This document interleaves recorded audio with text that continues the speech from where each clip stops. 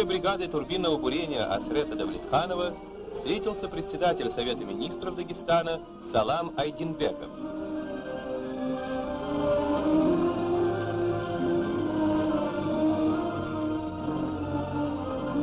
Работники промысла все более увеличивают добычу нефти для страны.